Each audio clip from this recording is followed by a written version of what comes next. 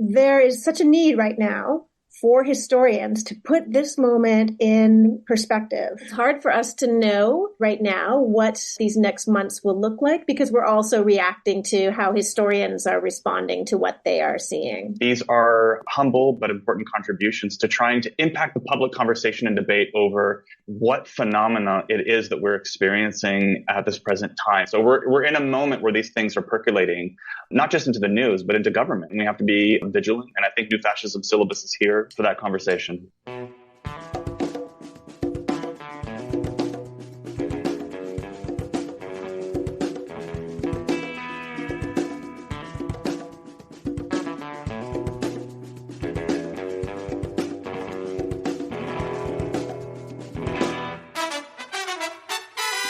Welcome to episode 186 of the Refuse Fascism podcast, a podcast brought to you by volunteers with Refuse Fascism.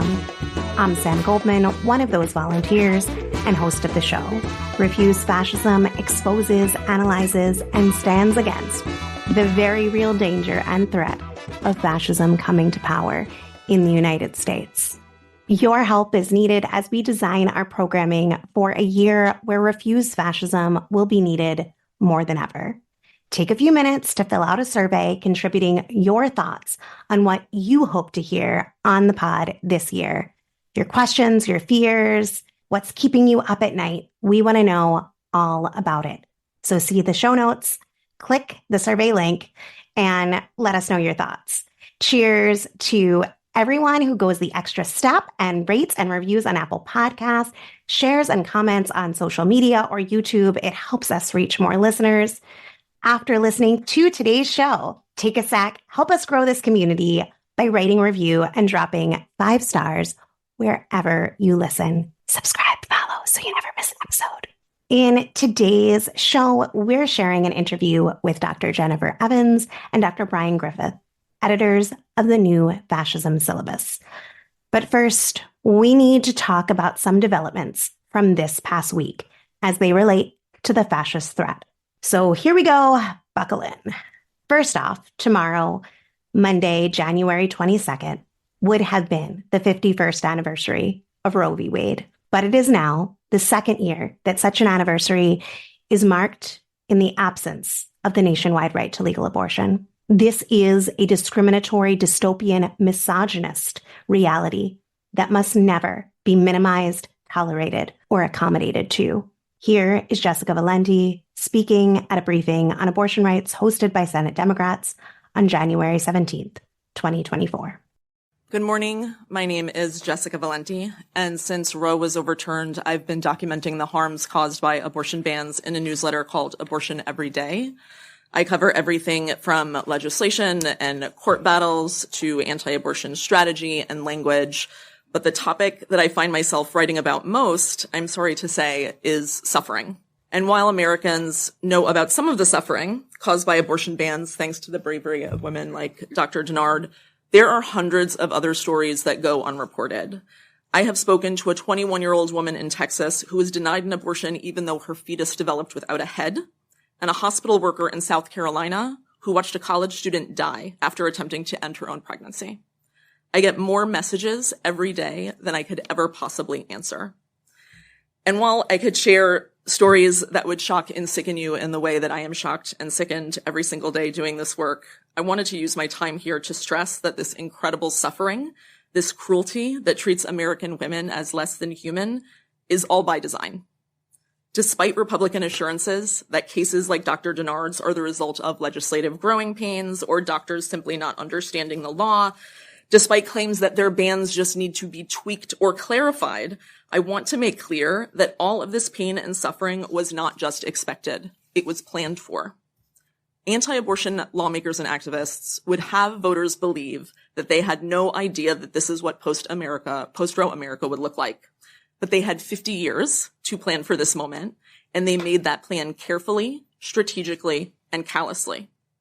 Every raped child forced to give birth, every cancer patient denied care, and every woman arrested after having a miscarriage was accounted for and strategized over. But with Americans getting angrier and angrier at what abortion bans are doing to their families and communities, Republicans are desperate to hide that truth from voters. They need us to believe that they're not the cruel extremists that their laws show them to be. And they certainly don't want us to know that they planned for women's deaths in the same way they strategize over a talking point or a poll. And I mean that literally. For months, I have been tracking a conservative campaign to sow distrust in maternal mortality numbers. Republicans know that the data is going to show that their laws kill women, so they're preemptively claiming that maternal death numbers aren't accurate.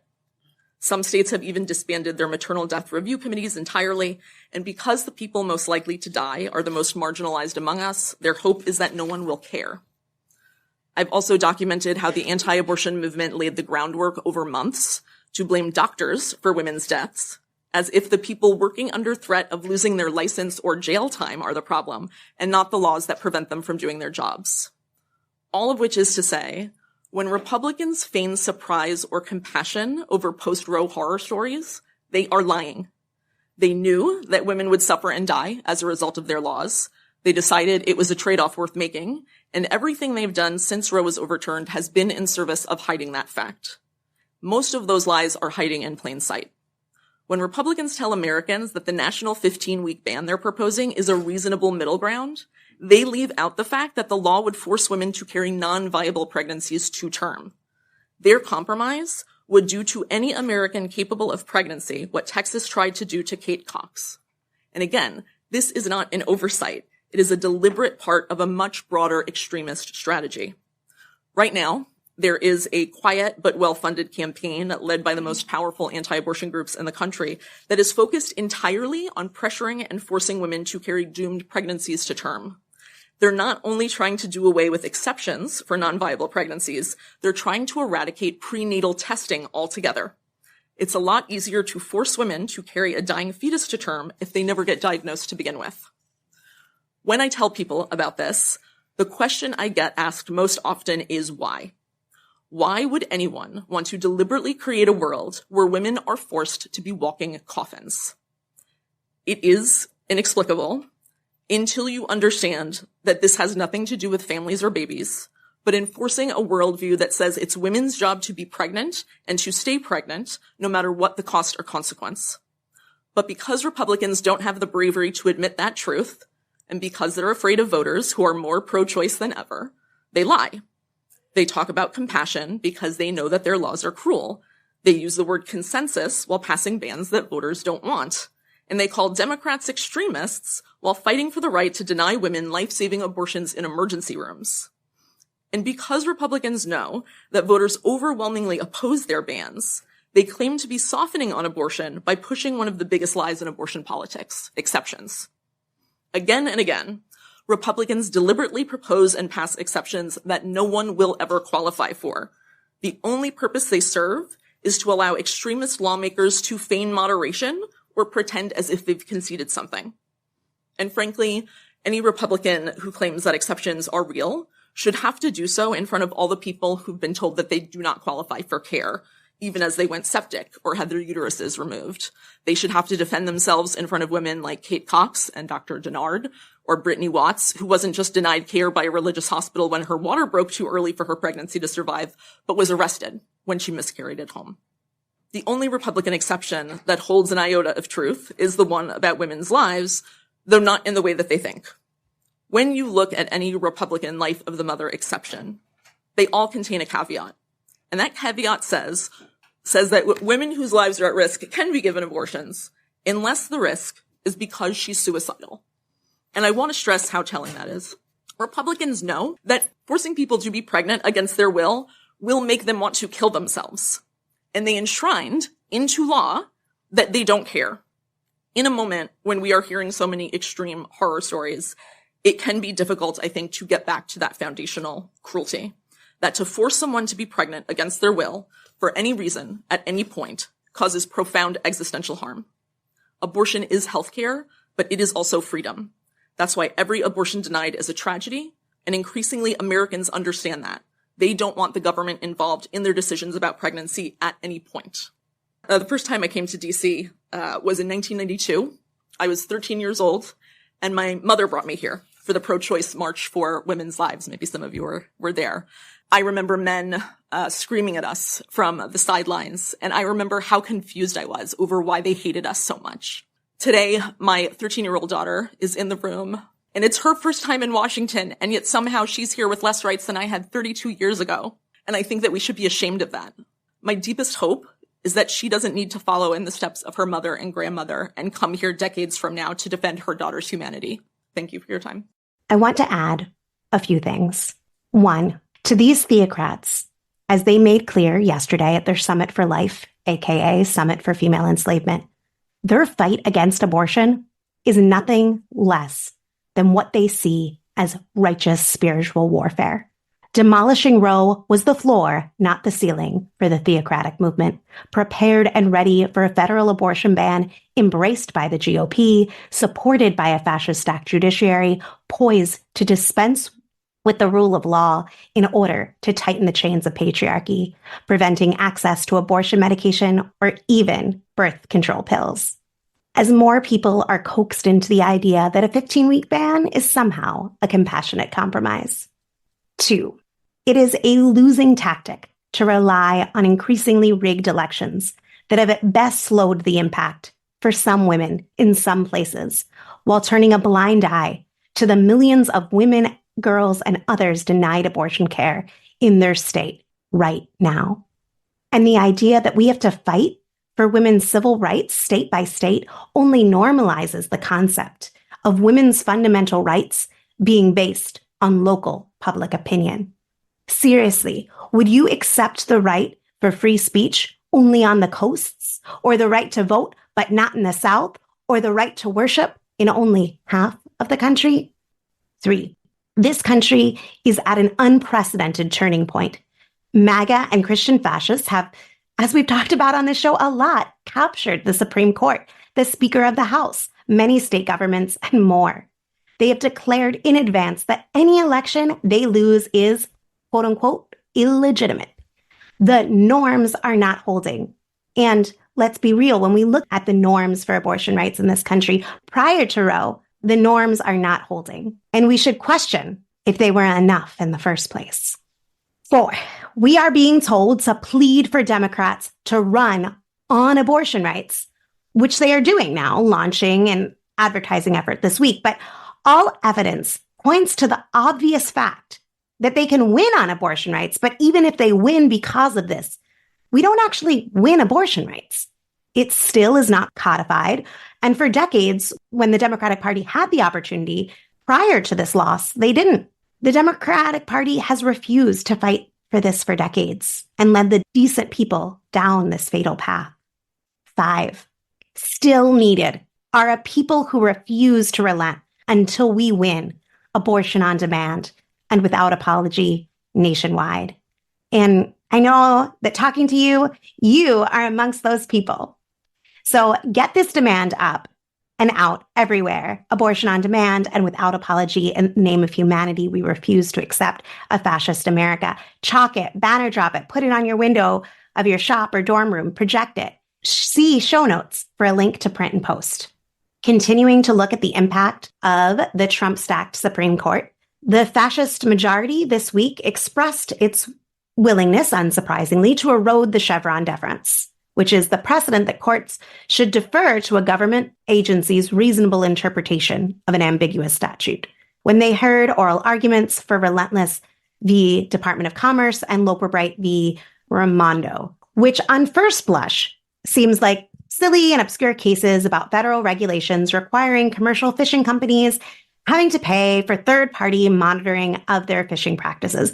But really, they are well-funded, crafted cases that seek to overturn Chevron v. NRDC to destroy the administrative state. This is an effort to demolish the functioning of government, which many, like the Alliance for Defending Freedom, see as paving the way for courts to more efficiently control women's lives and erase trans folks' humanity. As Madiba Dennie wrote, quote, Loper Bright brings together all flavors of conservatives, original recipe, sour cream, and neo-Nazi, salt and vinegar, and tax evasion, and so on, because they all stand to benefit from transferring political power to judicial reactionaries, end quote. Going on to say, quote, ending Chevron deference would make it open season for lawsuits challenging each and every regulation that serves the public interest rather than the interests of the far right, end quote. If you're still unsure just how dangerous this could be, take note from Mark Joseph Stern, who writes for Slate, who put it this way, quote, without Chevron deference, it'll be open season on each and every regulation, with underinformed courts playing pretend scientist, economist, and policymaker all at once. Securities fraud, banking secrecy, mercury pollution, asylum applications, healthcare funding, plus all manner of civil rights law. They are ultra vulnerable to judicial attack in Chevron's absence, end quote. We will be covering this more in future episodes, but recommend going back to our October 15th, 2023 episode, Ruling Through the Courts When They Don't Have the Votes with Dahlia Lithwick for background. On last week's show, we spoke with Faisal Al-Jubari from Raíces, Texas, about the horrendous cruelty increasing every day at the border and across Texas. Go back and listen. Since then, Governor Abbott has plowed ahead of his own law, directing state law enforcement agencies to immediately begin arresting people they suspect of entering the state illegally, even though the unconstitutional statute enabling such arrest doesn't even go into effect until March. They have maintained their Texas military lockdown of Shelby Park in Eagle Pass, Texas. On the other hand, the Biden administration has now promised to involve the Justice Department to assert federal jurisdiction over the border. A fascist governor is militarily seizing federal authority, uprooting the federal immigration system and the legitimacy of the U.S. legal system overall, positioning themselves to pick fights with foreign governments. This is the most significant battle between state and federal authority since the end of segregation. But this time, the state is setting the terms, and they are armed, organized, and poised to shoot back against federal forces. For the Democrats in power, this is a fraught situation. They aren't loosening border restrictions. In fact, the Democratic Party has no qualms about taking up and enforcing even more egregious policies to prevent and criminalize immigration. But the fascists are using this one-upmanship of cruelty to weaken and undermine, quote-unquote, liberal authority that they see as entirely illegitimate. But to the Democrats, the notion of losing legitimacy and welcoming chaos, let alone creating a just and humane border policy, are much scarier than letting the fascists have their way. So they are attempting to cling to the rule of law and democratic norms and keep this powder keg from exploding. However, Biden's only legal recourse is through the fascist-packed Supreme Court. So we'll be continuing to follow this in future episodes. In response to this situation, fascist militias bumped up their border presence once more to terrorize immigrants and anyone who isn't white, while their leader gets space in Newsweek for a whole theocratic, QAnon-soaked op-ed full of cruel lies. For all their delusions, they recognize that this will keep going way beyond the normal channels and business as usual. So, good listeners, we got to ask ourselves, when will our side recognize this and stand up commensurably? The Republican portion of the Iowa caucus has concluded, with Trump receiving more votes than all of his challengers combined. Trump asserted his dominance over the party and the fascist movement, campaigning more from his court appearances in New York and Washington, D.C. than in Iowa. We've been constantly fed this comforting, completely unfounded idea that there would be a last-minute plot twist, that some reasonable person would come to the fore, or that the party would be so divided they just couldn't function. In reality, the fascist movement has only deepened and solidified around Trump over the past 4 years. And in Iowa, in particular, the Christian fascist theocratic element has shown its absolute loyalty to the man, made manifest in the caucus results. They believe that regardless of, or even because of his sinfulness, he has delivered them wins like the overturning of abortion rights, and will fight and win for their agenda like no one else. To this movement, morality or even law is nothing compared to God's might. Dahlia Lithwick put the challenge this presents us bluntly in a piece for Slate where she wrote, quote, Even holding Donald Trump to account will not necessarily save us from electing Donald Trump the dictator. It could be too slow or too unpersuasive or totally steamrolled by his own destruction tactics. The relevant question is whether we realize in time that the law alone cannot save us. Are we directing all our efforts right now to doing everything and anything else that will, end quote. In addition to all of this, I want to point your attention to two things worth reading. First, Bryn Tanhill's latest piece for The New Republic. The GOP doesn't want to punish trans people. It wants to eradicate them. It is linked in the show notes. It gets into the 200 plus anti-transgender bills that have already been filed in the States this year. And Rick Perlstein at the New Prospects, incredibly thoughtful series, Metaphors Journalists Live By, which explores why the media is asking the wrong questions and how it might ask better ones. And in the first parts that are released so far, he utilizes the lens of a heated exchange between Jeff Sharlet and a New York Times politics reporter. So check the show notes for a link to that as well. For those who are new listeners to the show, I wanted to offer some context on our use of the word fascist.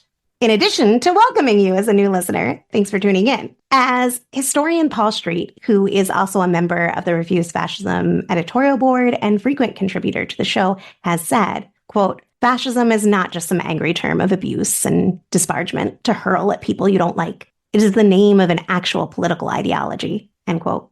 We have posted on our website, refusefascism.org, a definition adapted from our call to action drive out the Trump-Pence regime, issued shortly after the Trump-Pence regime took power. Quote, fascism is not just a gross combination of horrific reactionary policies. It is a qualitative change in how society is governed. Fascism foments and relies on xenophobic nationalism, racism, misogyny, and the aggressive reinstitution of oppressive traditional values. Fascist mobs and threats of violence are unleashed to build the movement and consolidate power. What is crucial to understand is that once in power, fascism essentially eliminates traditional democratic rights. Fascism has direction and momentum. Dissent is piece by piece criminalized. The truth is bludgeoned. Group after group is demonized and targeted along a trajectory that leads to real horrors. All of this took dramatic leaps under the Trump-Pence regime. History has shown that fascism must be stopped before it becomes too late, end quote. To close out, I think it's important to remember what we have already endured in Trump's first term and how that relates to fascism as a movement that is not done. And to help us remember that, I wanted to quote from Paul Street again. Street advises that, quote, fascism is a social and political ideology and movement that has taken hold of one of the nation's two dominant capitalist imperialist political parties. A fascist occupied the White House for 4 years. He helped stock the federal judiciary with Christian fascists from the Supreme Court on down. More than 20 U.S. states are under Republic-fascist control, with horrific consequences for their residents' human, civil, reproductive, and environmental rights. Trump and his team tried to overthrow previously normative bourgeois electoral and rule of law democracy in 2021 and is currently sitting pretty for a return to power atop the world's most powerful and dangerous nation. This time, with an ambitious authoritarian political and policy agenda worked up by an army of now fascized Republican policy operatives, end quote. With that, here is my conversation with Jen and Brian. To help us in our endeavor to refuse fascism this week, I'm speaking with Jennifer Evans and Brian Griffith, editors of the New Fascism Syllabus project. Jennifer is a professor of history at Carleton University. Her most recent book is The Queer Art of History, Queer Kinship After Fascism. Brian is an assistant professor of modern European history at California State University, Fresno. Welcome to you both. Thanks for having us. Thanks so much. I have to say, I found this project more recently than I would have liked. I had first found out about your work, I guess it was right around the time of the election. And I had seen news of the open letter that I think Jen and Brian, I think you signed it as well, had issued where you were warning of the danger and the need for everyone, in particular historians and academics, to be shining a light on what you were identifying as a threat to a democracy. I think you had talked in terms of authoritarianism and the threat posed. And you had made connections to what was happening in the United States at that time to what was happening around the world with the rise of fascism. I had wished I had seen it sooner because there are so many great resources on the new fascism syllabus. I say all of that to say, let's start with, what is the new fascism syllabus? What have you two and others compiled? It began its life really in the immediate aftermath of the Trump election in a Facebook Messenger conversation between myself and a colleague who is no longer working on the project because of so many other commitments, Lisa Heineman at the University of Iowa. And she said, there is such a need right now for historians to put this moment in perspective.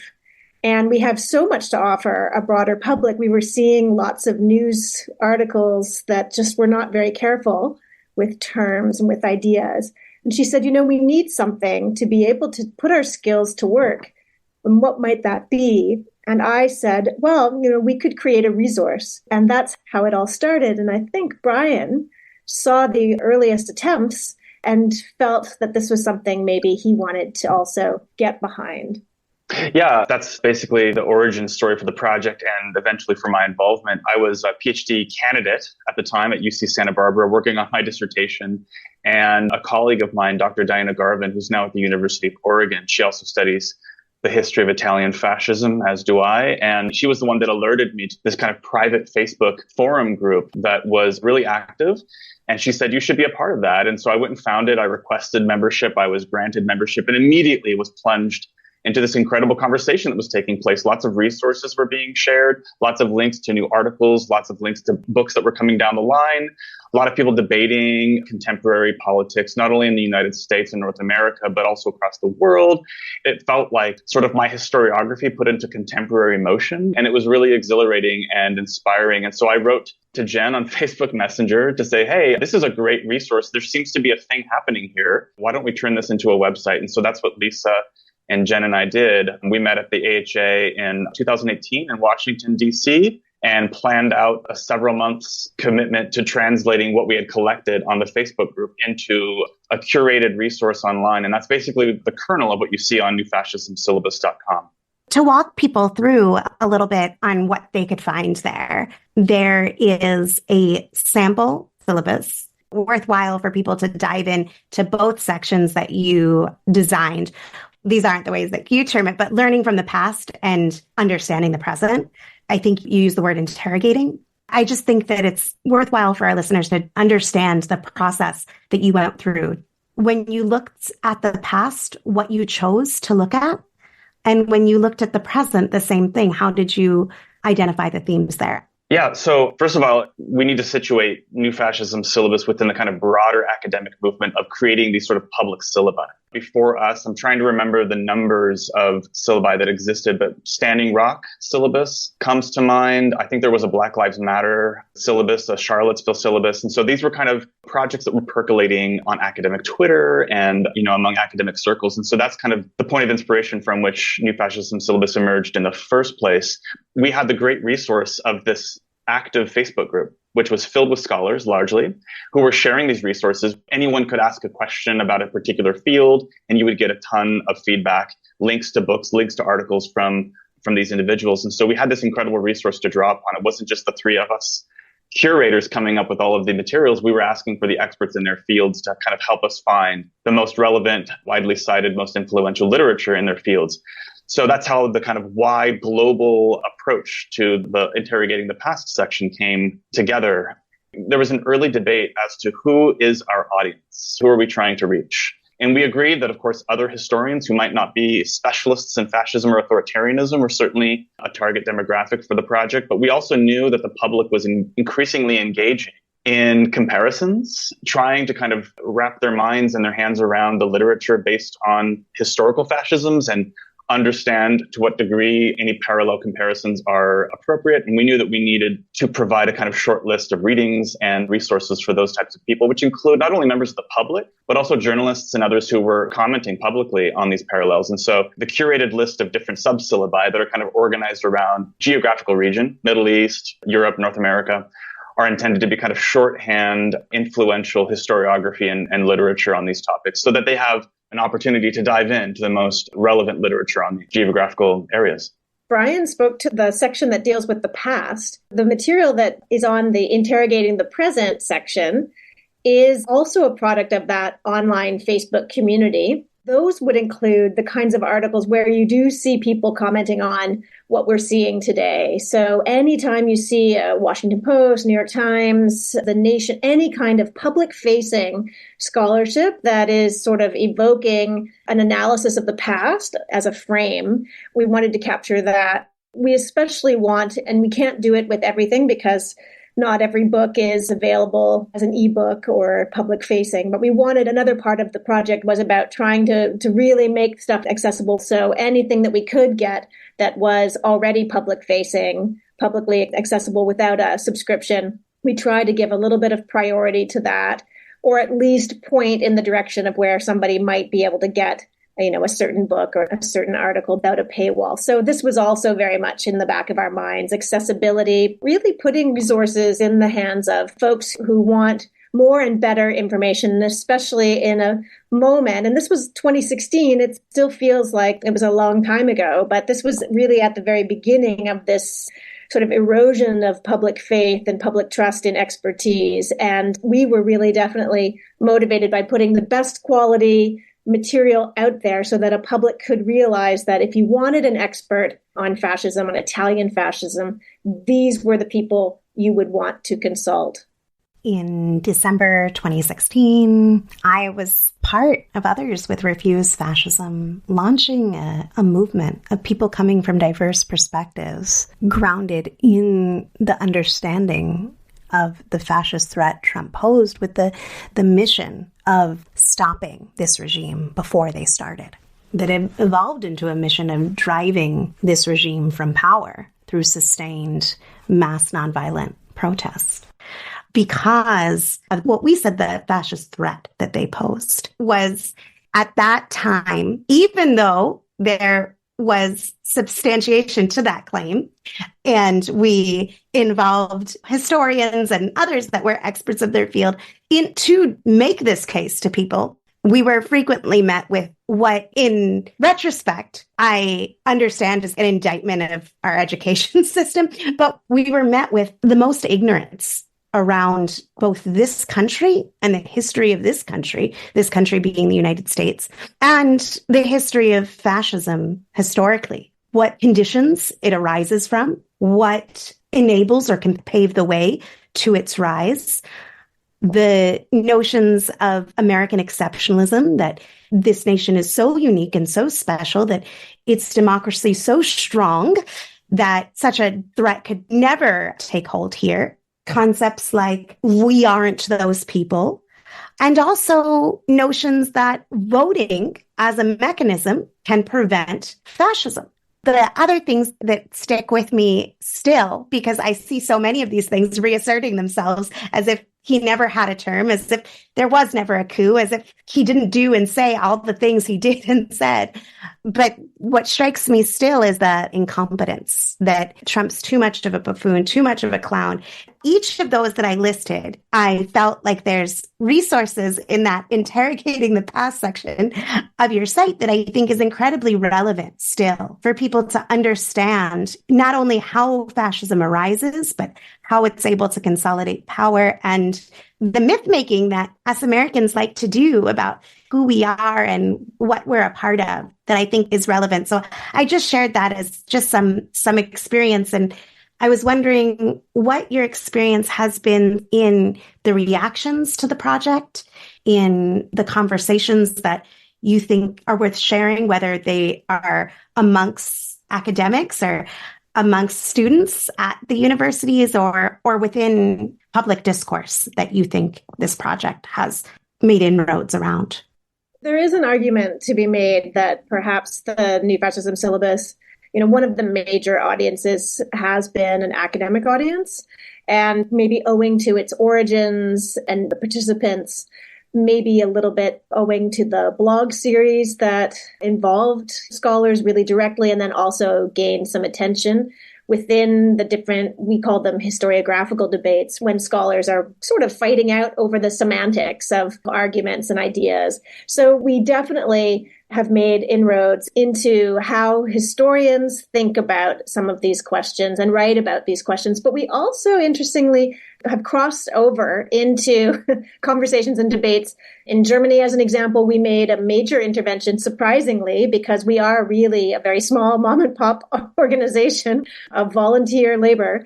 We managed, through one of our blog series, to intervene in a very high-level public debate around German memory culture, in which a lot of this was playing itself out in their papers of record, the Frankfurter Allgemeine Zeitung, their Washington Post, their New York Times. And that was really interesting on a number of levels because we had something to offer. We are also an online publication. To be able to do that kind of work, that kind of intervention is really quite something, really literally sort of shifting the discourse around how to think about how far Germany has come in dealing with the after effects of National Socialism amidst a longer history of German colonialism. Yeah, well, the open letter was mentioned at the beginning of this episode, and that was certainly a moment when the project punctured the public conversation, at least in the United States. That public letter was signed by around 280 scholars of authoritarianism, fascism, Nazism from around the world. Some of them really high-profile scholars, including people like Robert Paxton, Christopher Browning, and others. And it also was covered by The Guardian and The Washington Post. And so we gained some traction there. The blog series that Jen mentioned, the open letter, the website itself, these are humble but important contributions to trying to impact the public conversation and debate over what phenomena it is that we're experiencing at this present time. It's an open debate among scholars about how to use labels. We've chosen to be very careful about our language on purpose in order to allow for that debate to exist and not to be, partisans in that conversation. But we hope to inject information and literature and kind of highlight the knowledge that has been produced to date on historical fascisms and provide those resources to the users that come to our site, that read our blog, that listen to episodes like this to do those analyses on their own. Let's go there a little bit more in terms of how you see the role that your project plays now. And it's January. The election will be in November. It's clear he is the nominee. I think if people are putting all their hopes in a legal strategy that somehow holds him accountable and prevents him from being the nominee, we got to break with that because that's not in line right now with the trajectory in terms of timelines. What do you see your work looking like in this fraught moment? Jen and I have partnered the last few years on this project, and the project has come in spurts and starts. A project forms around a particular debate. For example, on the blog series, we've had the catechism debate, we've had a Ukraine series. So things come along that fit into the structure of this project, and we take the project in that direction. So in some ways, we're responding to events on the ground and we're thinking through contemporary challenges. In that spirit, there's no long-term strategy for 11 months from now. We'll probably be paying attention to 2024 and thinking of ways in which the new fascism syllabus can play a role in shaping conversations. Jen, do you have any thoughts?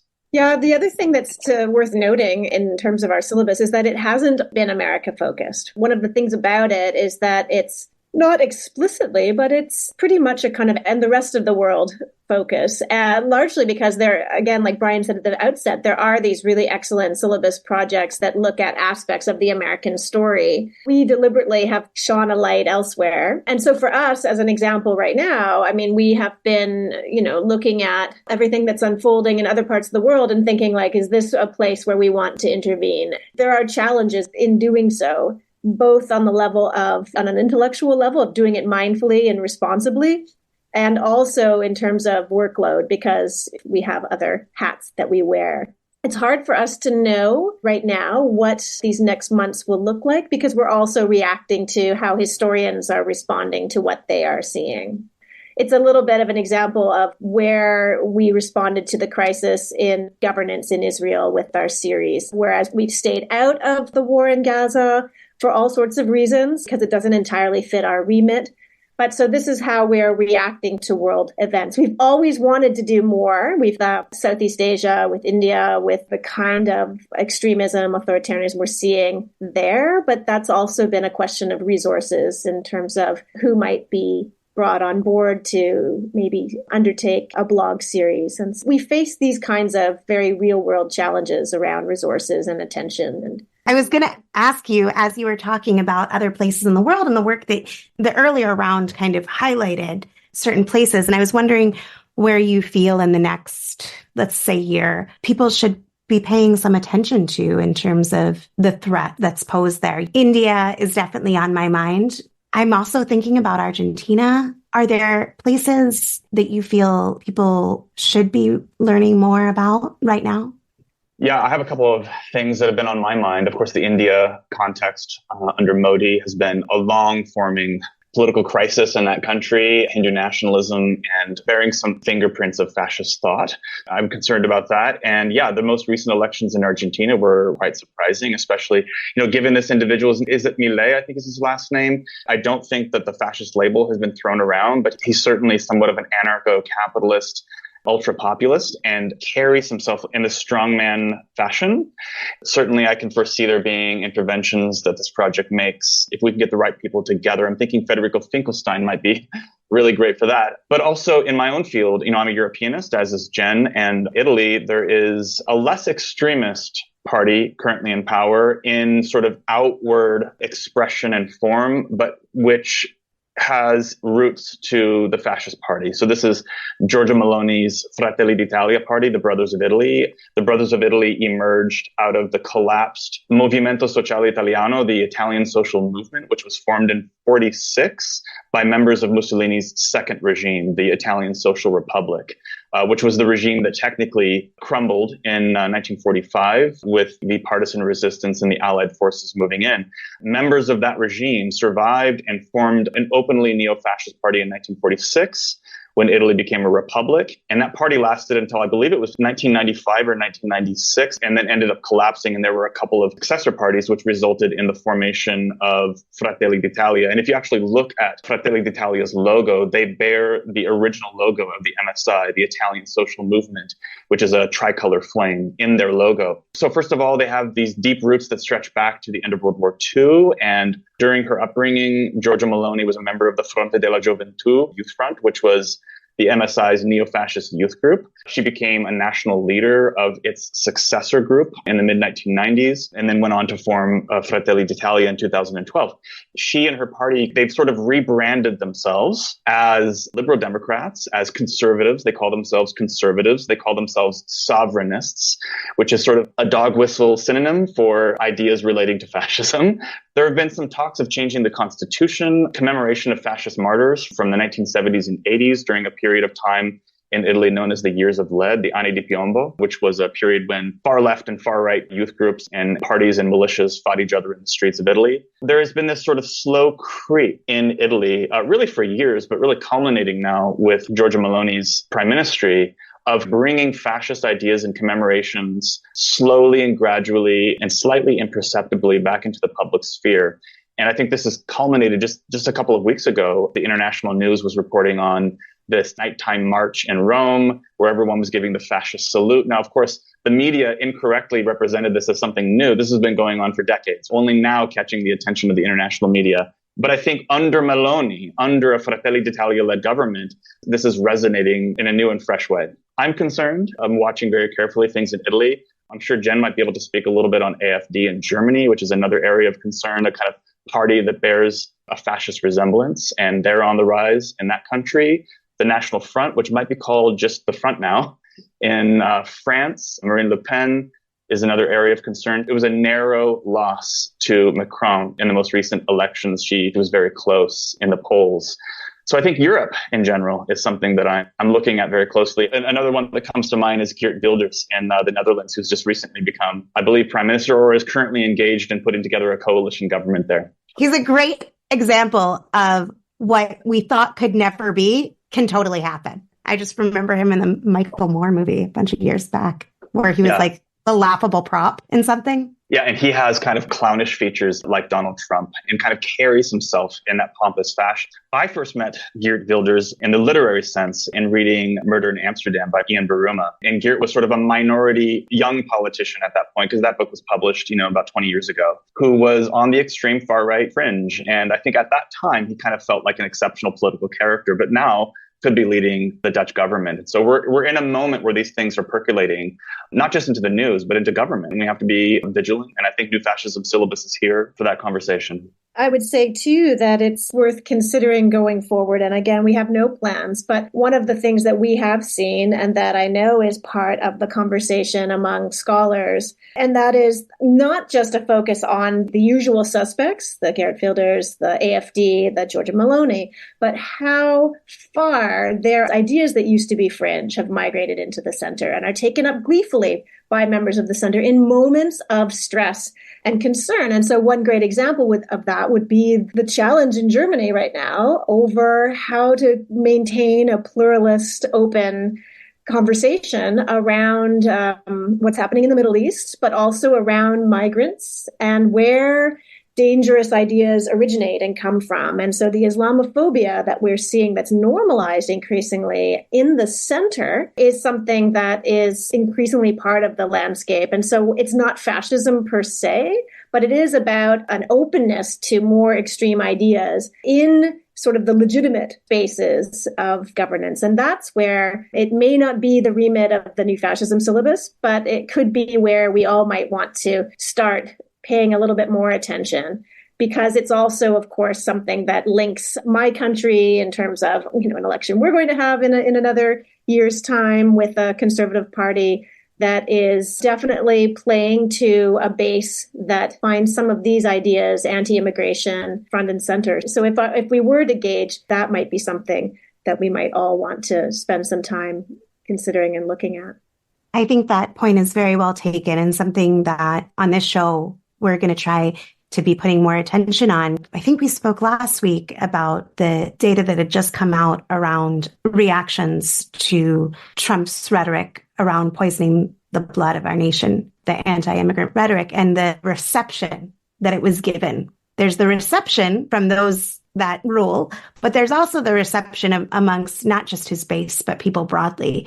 It was like 75% of Republicans polled by YouGov responded favorably, that they agreed with it. It was nearly half of those polled, regardless of party, but there was definitely a difference between those who self-identified as Republican and those that didn't. It just shows that there is a mainstreaming of it. And even while we see the makings of what could be a civil war speeding up in Texas over immigration that many people look at in horror, there's still so many people in this country, their friends, their family, who listen to language like that and don't just remain passive, but listen with glee. That's something that we have to confront and understand. So I definitely appreciate that. I wanted to end with one last question. Since you are both really well-read folks, I wanted to ask you for some book recommendations or a podcast or listening option as well, if that's more your thing. But for our listeners, for a primarily non-academic audience, what is the thing that you think most speaks to you right now for this moment? For a non-academic audience, something that would be a good primer, I think, on thinking about historical fascisms and thinking about sort of the mechanisms and processes by which they come to power, the historical pressures that influence their rise, right? So thinking along those lines, I'm not entirely sure that I found a better example of this than Robert Paxton's The Anatomy of Fascism. And I think that was written, it's published, I believe, by Vintage. I think that was written for that in mind, for not only undergraduate audiences, but also just general readership. And it does a good job of kind of systematically dissecting the histories of, European interwar fascism. So it's mainly Italy and Germany that's examined, but not in a chronological fashion, but in a kind of process fashion. Anyone who's interested in kind of digging into those processes and those historical pressures and circumstances and contexts, I think would get a lot out of Paxton's The Anatomy of Fascism. I was thinking about people and projects that are interesting to me. And one of the people that I find very interesting and I go to all the time when trying to think through some of these issues is Cynthia Miller-Idris at American University and her Peril Lab. They do really interesting work, both for teachers, for educators, but also in terms of putting some of these debates into a language, into a context that is accessible. And she's also a commentator often on MSNBC and other spaces. Her work is really great. There's also a really nice blog out of, I think it's Central European University. It's called RevDem. They often will host scholars who will, be presenting books, not just on historical fascism, but also on the crisis of liberalism. So this is a nice space to go and just hear scholars, much in the same way as this podcast, right? Speak to their work and how it resonates in the current moment. I wanted to thank you both so much for coming on to share with us your expertise, your perspective, and your time. And I wanted to ask if people want to learn more, read more from you, follow your work, where should they go? Where we'll obviously be posting a link to the new Fascism Syllabus, but anywhere else that you want to guide people to. I might just direct our listeners to our X and Blue Sky, and I believe we have Facebook, and we might even have Mastodon. I can't recall if those accounts are all still active, but we do frequently post on social media beyond content that we have on the website. Of course, we promote our content via those social media accounts as well, but oftentimes there's additional conversations and debates and resources being shared on social media. If any of the listeners are on any of those platforms, search us out and follow us, and we'll see you there. And just one other possibility, and it's maybe more for folks who are researching some of these themes. I'm also the primary investigator on a project called Populist Publics, run out of Carleton University. And one of the things that we have done is we have scraped data sets and are increasingly making those available through our university repository. But if people have the resources, have the access, and are interested in publicly shared data sets, things like large-scale data halls of Twitter, when Twitter used to allow us to do this, on a variety of themes and hashtags, then that might be worth earmarking as something to look for in the future. Thank you so much. Thank you. Thanks for having us. So here we are.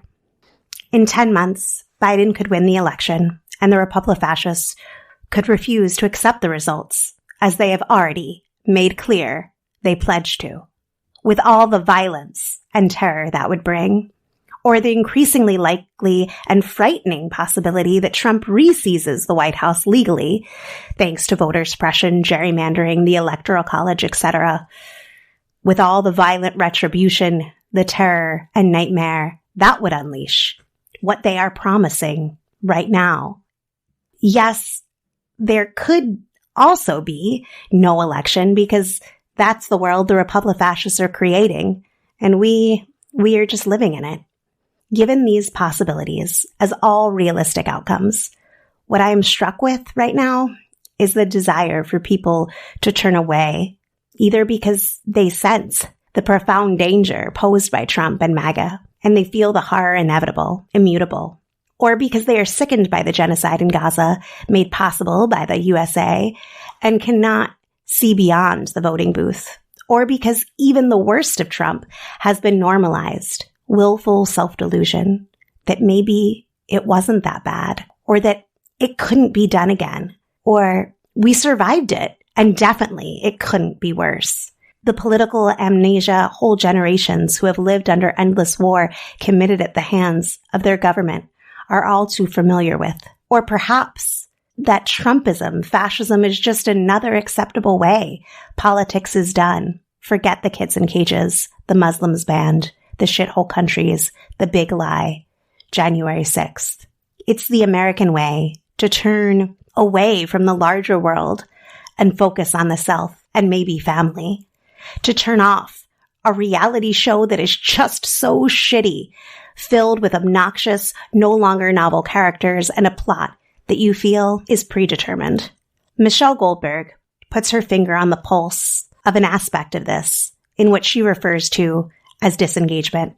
Writing for the New York Times, quote, a few overarching questions animated Trump's first term. Can he really get away with this? When will Republicans break with him? Will the law ever catch up? In a second Trump presidency, those questions would be answered. Yes, never, and no. The constant hope that Trump could be exposed and even ousted would be gone. Thus, among liberals, I suspect the anxious hypervigilance sparked by Trump's first election would be replaced, at least initially, by depression, end quote.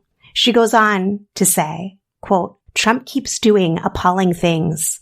In just the past couple of days, he nearly got thrown out of the second defamation trial brought against him by a woman who, according to a jury, he sexually abused, and then claimed on social media that presidents should enjoy absolute immunity from criminal prosecution, even when they, quote unquote, cross the line. But his misdeeds have lost the capacity to shock, and they no longer drive conversations, end quote. But we do not have to resign ourselves and humanity to this cruel and brutal future. And we don't have to be good old American parasites, embracing individualism on the spoils of empire. While there is a clear moral imperative to refuse fascism, an imperative that you listeners feel deeply, why you haven't put your head in the sand, ignored suffering, damn the consequences, succumbed to the notion it's not happening to me yet, therefore why should I care? It is also true that none of this is inevitable. A fascist outcome isn't destined by the gods. We have efficacy, but only if we actually pay attention, sound the alarm, pull others out of this burning building, and shake the slumbering awake. That's what we hope to do together this year with you.